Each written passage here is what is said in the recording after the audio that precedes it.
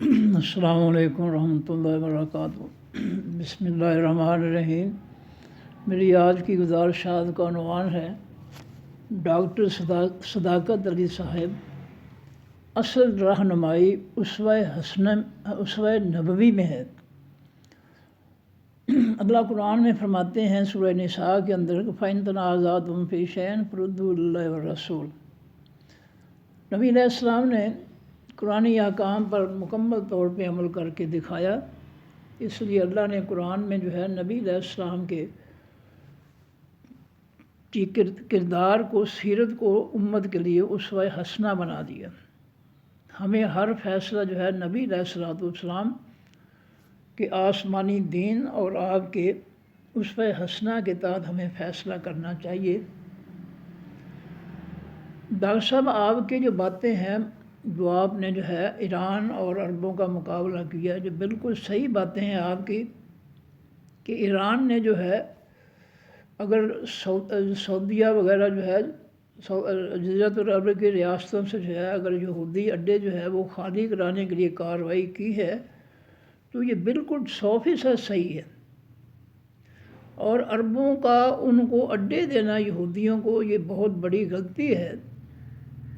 اور ان کو تو اگر ایران جو ہے واقعی وہ یہودیوں کو نکال رہا ہے تو عربوں کو تو ان کے شکر گزار ہونا چاہیے ایران کے۔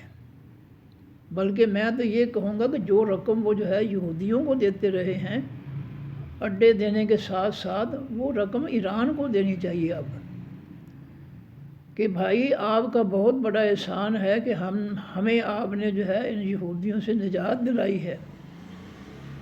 ہم تو کمزور تھے لیکن آپ نے جو ہے ہم پہ احسان کیا ہے کہ ان کو ہمارے ملکوں سے نکال دیا ہے۔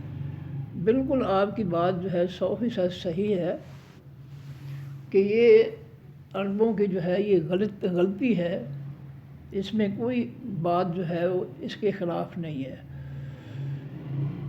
نبی علیہ السلام جب مدینہ میں ہجرت کر کے، مکہ سے ہجرت کر کے مدینہ میں آئے تو سب سے پہلے نبی علیہ السلام نے یہودیوں سے امن معاہدہ جو ہے میثاق مدینہ کے نام سے امن معاہدہ کیا تھا۔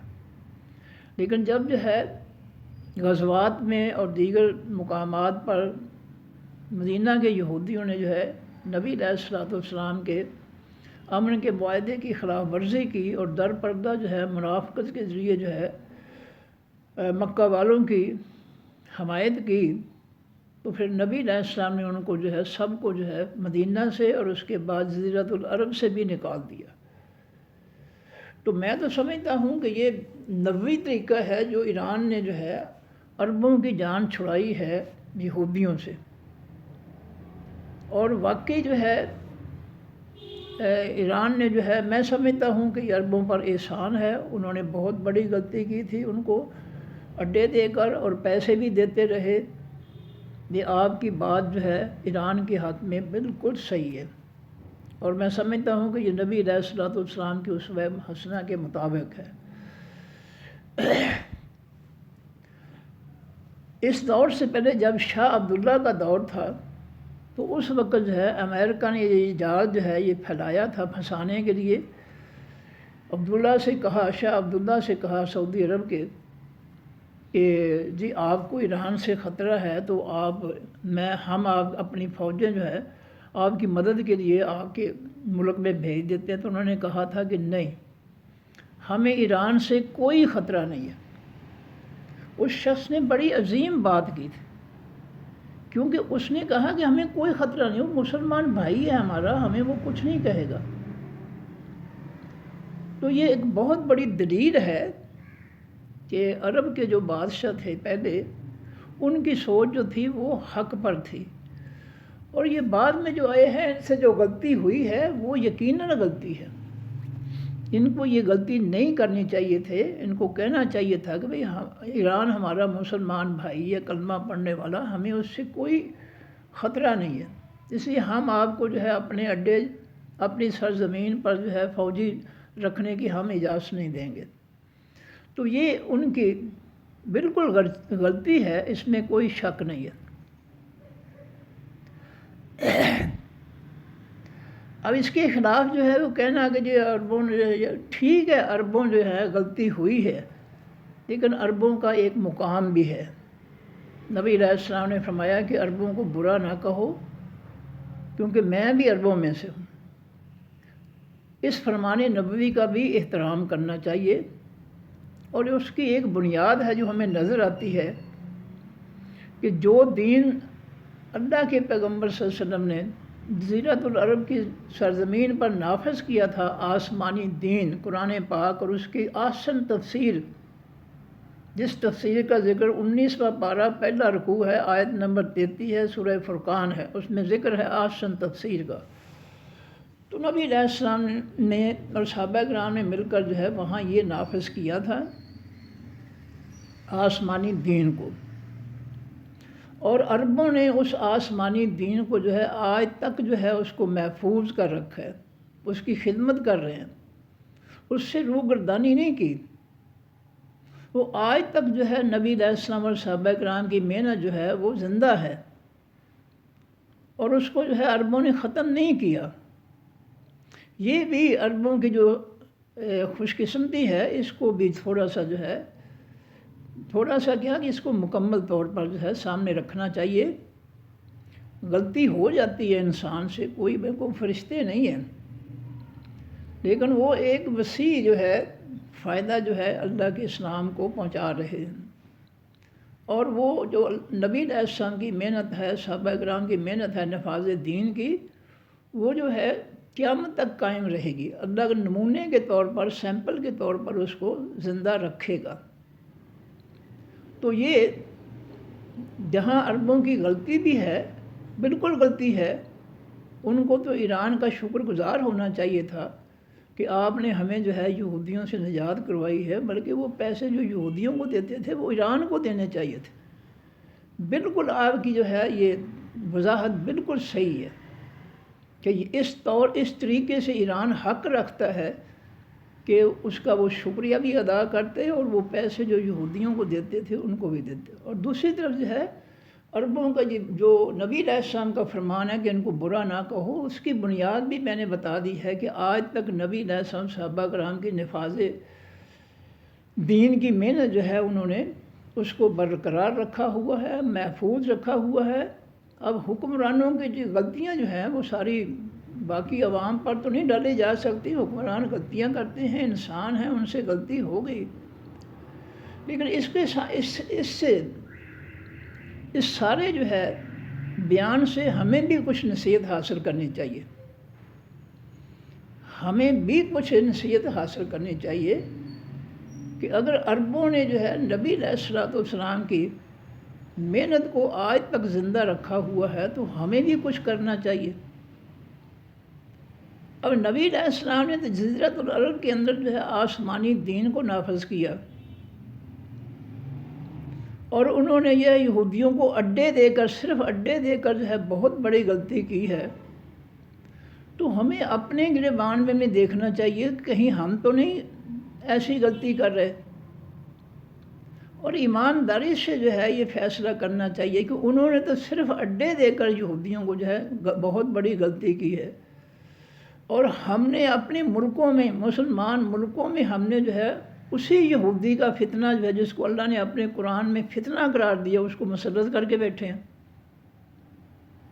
ذرا تھوڑا سا عربوں کے ساتھ مقابلہ جو ہے بمعاذرت کر لینا چاہیے، کوئی نہیں کہ انہوں نے تو غلطی کی، واقعی غلطی کی ہے، ان کو غلطی نہیں کرنی چاہیے تھی، اور اگر غلطی کی ہے تو اب ایران جو ہے اگر ان کو یہودیوں کو بھگا رہا ہے جزیرۃ العرب سے تو اس کی حمایت کرنی چاہیے۔ یہ نبوی طریقہ ہے کہ نبی علیہ السلام نے یہودیوں کو بھگایا، مدینہ سے بھی، جزیرۃ العرب سے بھی۔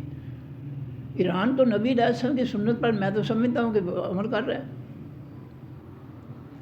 تو ہمیں بھی کچھ سوچنا چاہیے نا، ہمیں صرف تبصرے نہیں کرنے چاہیے، ہمیں یہ بھی تو کہنا چاہیے نا کہ اگر عربوں نے جو ہے نبی علیہ السلام صحابہ کرام کے نفاذ دین کی جو ہے محنت کو جو ہے اس کو محفوظ رکھا ہے آج تک، تو اس سے ہمیں بھی کچھ احساس ہونا چاہیے کہ ہماری بھی یہ ذمہ داری ہے۔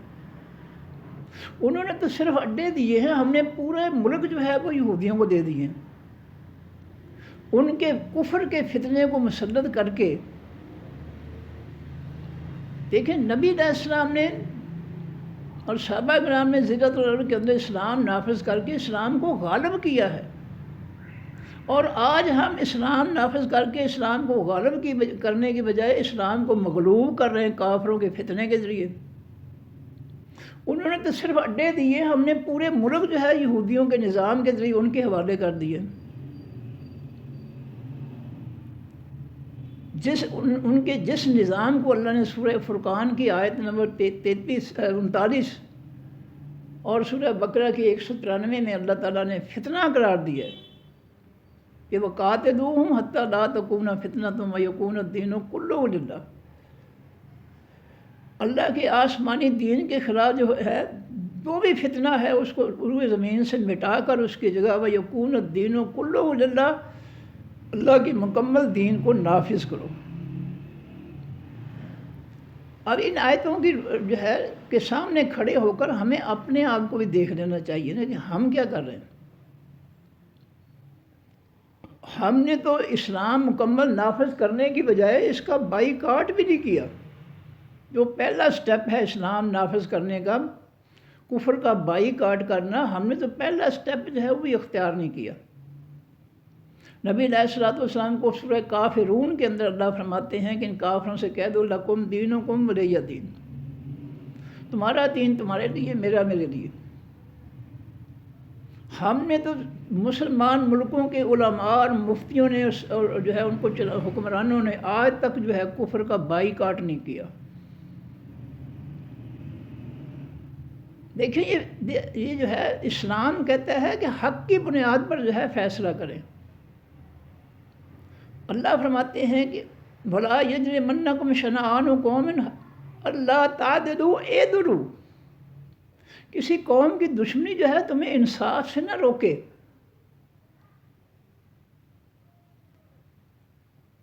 اگر ہم جو ہے ایران سے کوئی اختلاف رکھتے ہیں یا عربوں سے کوئی اختلاف رکھتے ہیں تو ہمیں بات جو ہے انصاف کی بنیاد پر کہنی چاہیے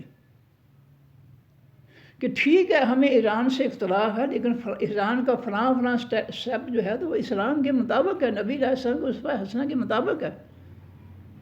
اگر عربوں نے فلاں کام غلط کیا ہے تو باقی فلاں کام جو ہے وہ نبی علیہ السلام کے اسوہ حسنہ کے مطابق ہیں۔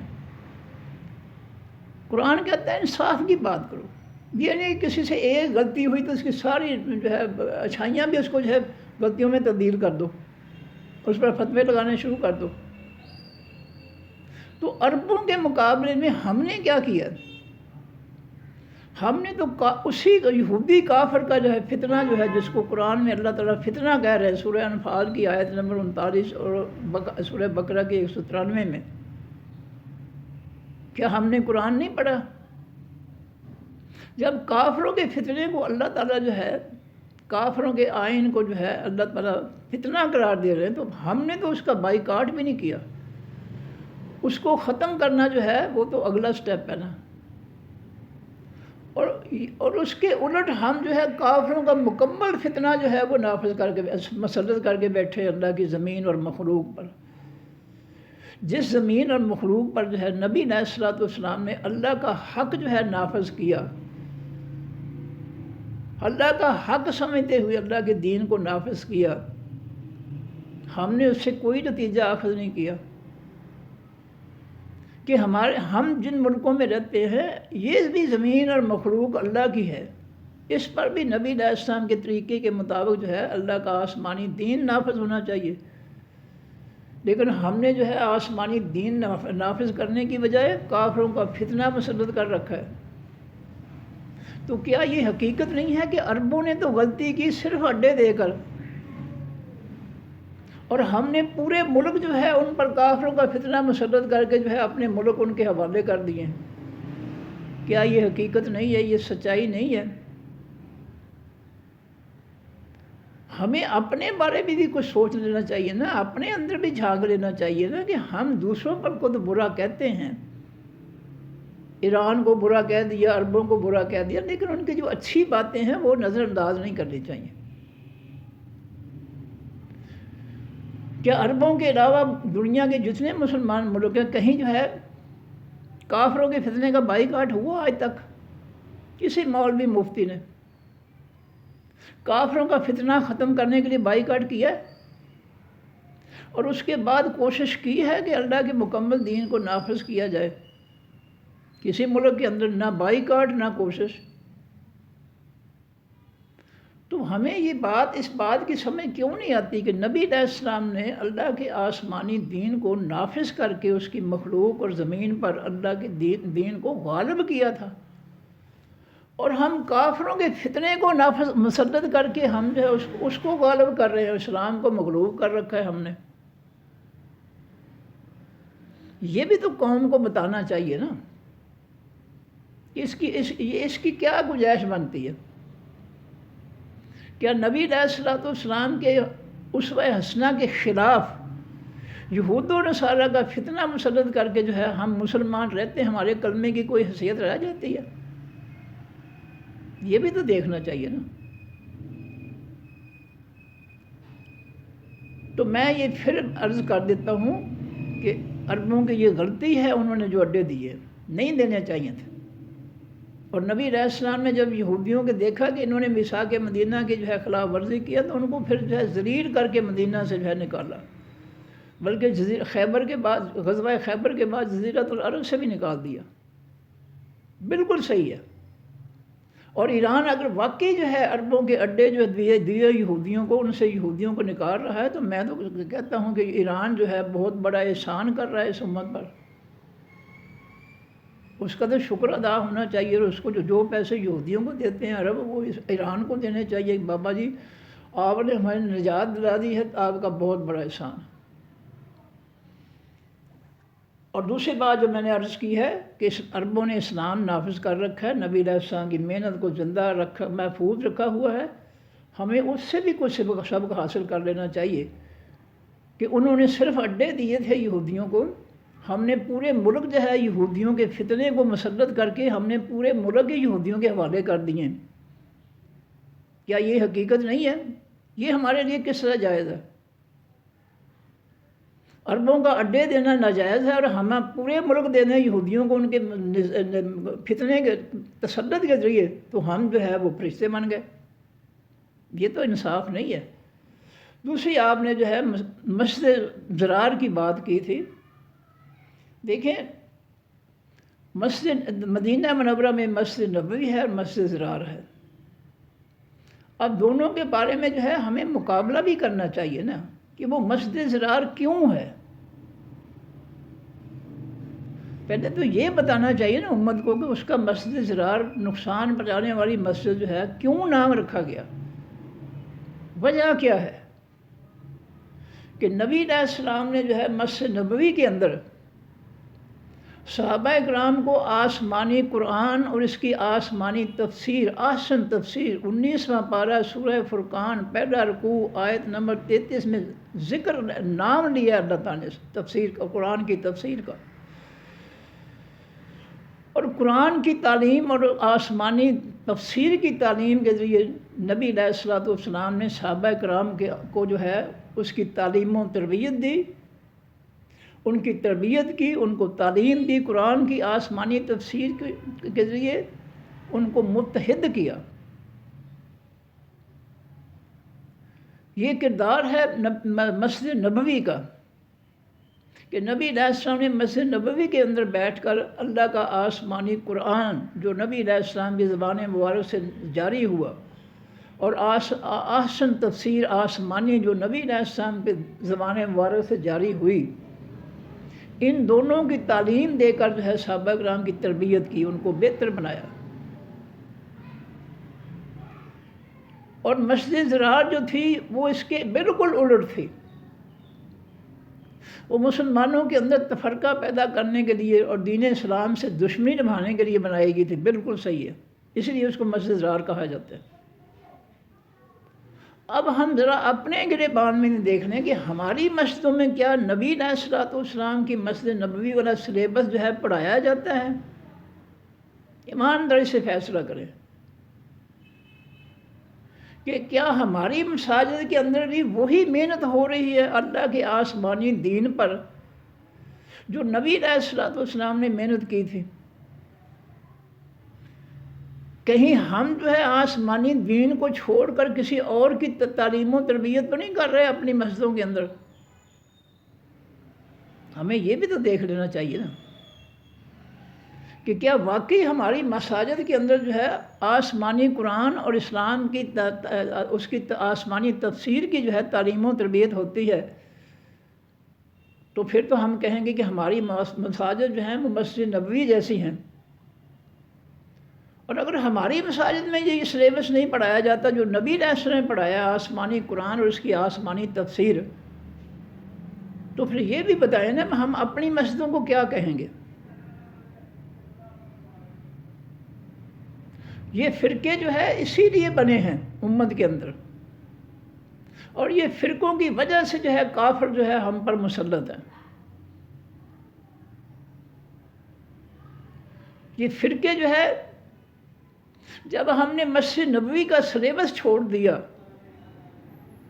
اور اپنی مساجد میں فرقوں کے سلیبس ہم نے پڑھانے شروع کر دیے، تو امت جو ہے وہ فرقوں میں پختہ طور پر جو ہے وہ بٹ گئی،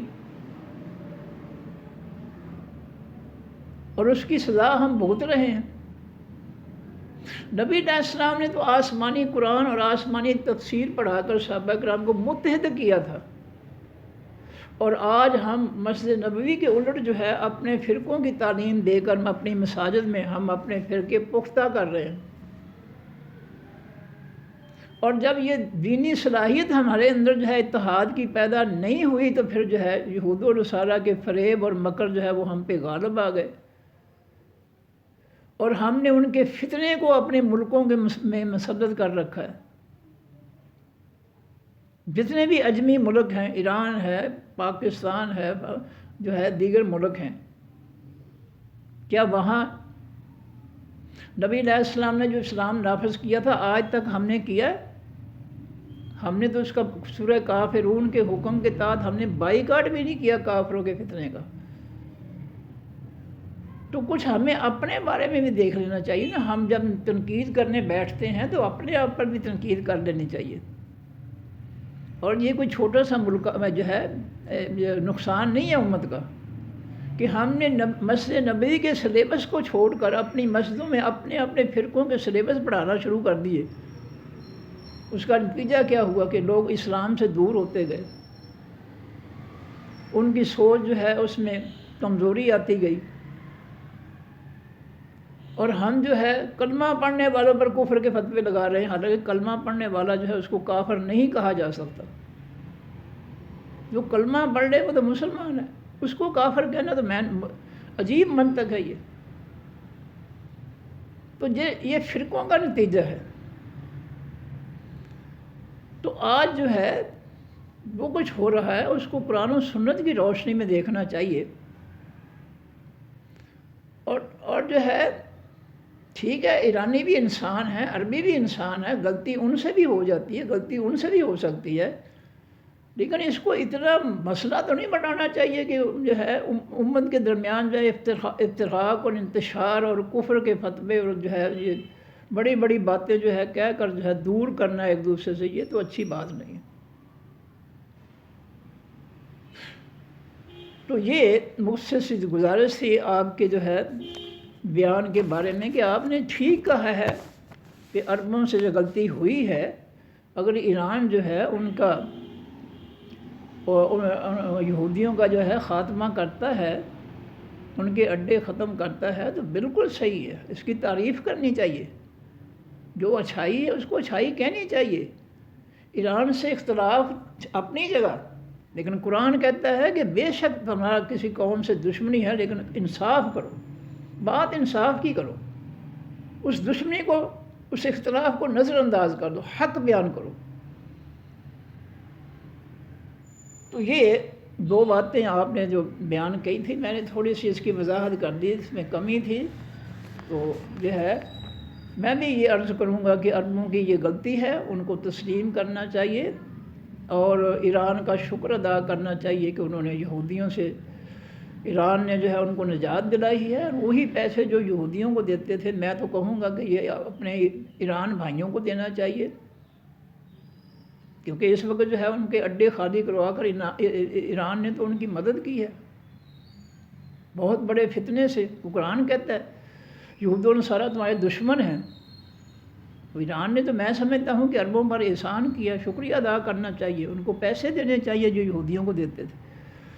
تو یہ, اور دوسری بات بھی جو ہے مساجد کے بارے میں جو فرمایا وہ میں نے وضاحت کر دی ہے کہ ہمیں اپنی مساجد کا سلیبس بھی دیکھ لینا چاہیے کہ کیا مسجد نبی کے سلیبس کے مطابق جو نبی علیہ السلام نے سلیبس مسجد نبوی کے اندر پڑھایا تھا, کیا وہ آسمانی سلیبس ہم بھی اپنی مسجدوں میں پڑھا رہے ہیں؟ نہیں پڑھا رہے.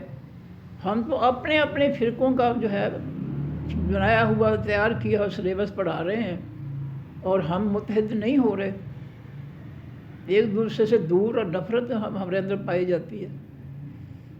تو آج بھی امت کے لیے جو ہے یہی ایک ذریعہ ہے کہ آسمانی دین جو ہے, قرآن اور آسمانی تفسیر جو ہے, ان دو کو اپنا سلیبس بنایا جائے. اپنے فرقوں کے جو ہے یہ باتیں جو ہے ان کو چھوڑ دیا جائے. جس سلیبس پر اللہ کے پیغمبر صلی اللہ علیہ وسلم نے محنت کی ہے اس پر ہمیں بھی اپنی مساجد میں محنت کرنی چاہیے, اور اپنے فرقوں کی بنیاد پر جو ہے کسی کو برا نہیں کہنا چاہیے, بلکہ قرآن و سنت جس کو برا کہتے ہیں وہ برے ہیں. قرآن نے تو یہود و نصارہ کو جو ہے برا کہا کہ یا ایھا الذین آمنوا لا تتخذوا اليہود والنصارى اولیاء من دون المؤمنین. قرآن بھرا پڑا ہے کہ کافروں کو اور یہودیوں کو جو ہے اپنے دوست نہ بناؤ, اور ہم دوست بنا رکھے ہیں ان کے کفر کا فتنہ مسلط کر کے اپنے اسلامی ملکوں میں, اسلام کلمہ پڑھنے والے لوگوں کے ملکوں میں ہم جو ہے کافروں کا فتنہ جو ہے مسلط کر رہے ہیں. تو یہ بھی تو ہمیں فیصلہ کرنا چاہیے نا کہ عربوں نے تو اڈے دے کر جو ہے یہ جرم کیا ہے, اور ہم جو ہے پورا ملک ہی جو ہے یہودیوں کے حوالے کر رکھے ہیں ان کے فتنے کے مسلط کر کے. تو ہمارا کوئی قصور نہیں ہے. انہوں نے صرف اڈے دیے ہیں. نبی علیہ السلام کی نفاذ دین کی محنت کو انہوں نے ضائع نہیں کیا. آج تک ان ملکوں میں جو ہے اسلام نافذ ہے, نبی علیہ السلام کی محنت قائم ہے, قیامت تک قائم رہے گی, کیونکہ اللہ نے اس کو قائم رکھنا ہے, اپنے نبی کی نعمت کو اور صحابہ کرام کی محنت کو دنیا کے لیے مثال بنایا ہے, تاکہ قیامت کے دن کوئی ملک نہ کہے جی ہمیں تو پتہ نہیں تھا کہ اسلام نافذ کرنا ہے. تو یہ بھی چیز جو ہے سب سے بڑی چیز تو یہ ہے کہ انہوں نے اڈے دے کر جرم کیا. ہم نے جو ہے پورے ملک کی جو ہے کافروں کے فتنے کے حوالے کر دیے ہیں. ان کی خواہشات, ان کی مرضیات, ان کے حکم, ان کے فیصلے مسلط کر کے بیٹھے ہیں اپنے ملکوں پر. ہمارا کوئی قصور نہیں ہے. یہ حقیقت جو ہے اس کو نظر انداز نہیں کرنا چاہیے کہ ہم تو کئی گنا جو ہے عربوں سے جو ہے زیادہ مجرم ہیں, جنہوں نے پورے ملک کی جو ہے یہودیوں کے حوالے کر دیے ہیں, ان کے نفاذ کے ذریعے, ان کے فتنے کے ذریعے. ان کے فتنے کو مسلط کر کے ہم نے اللہ کے مکمل دین کو نافذ کرنے کی بجائے ہم نے ان کا مکمل فتنہ نافذ کر رکھا ہے مسلمانوں کے ملکوں میں. ہمارا کوئی قصور نہیں ہے. تو یہ باتیں جو ہے اس سے ہمیں بھی کچھ سبق حاصل کرنا چاہیے نا, صرف لوگوں کو تلقین نہیں کرنی چاہیے. اصل بات جو ہے ہماری رہنمائی کے لیے وہ اسوہ حسنہ ہے, نبی علیہ السلام کا عمل ہے, سیرت طیبہ ہے, اس پہ ہمیں بھی عمل کرنا چاہیے. ہمیں بھی کافروں کے فتنے کا بائیکاٹ کرنا چاہیے, اور بائیکاٹ کرنے سے دنیا پر بہت اثر پڑے گا. اللہ کے حکموں کے اندر بہت وسعت ہے, حقیقت اس کے اندر بڑی حکمت ہے.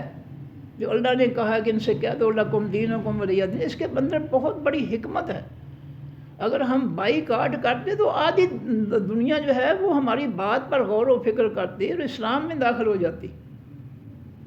لیکن ہم نے تو جو ہے صرف دوسروں پر تنقید کرنی سیکھی ہے, اپنے گریبان میں ہم نے دیکھا ہی نہیں کچھ بھی. تو یہ جو ہے حقیقت جو ہے کہ ہم جو ہے ان کے اڈوں کے مقابلے پورے ملک ہم یہودیوں کے سپرد کر بیٹھے ہیں. اس پہ بھی ہمیں جو ہے غور کرنا چاہیے, اور اصل حقیقت یہ ہے جس پر ہمیں عمل کرنا چاہیے. صدق اللہ العظیم. سبحانک اللہم و بحمدک, نشہد ان لا الہ الا انت, نستغفرک و نتوب الیک. السلام علیکم و رحمۃ اللہ وبرکاتہ. اللہ حافظ.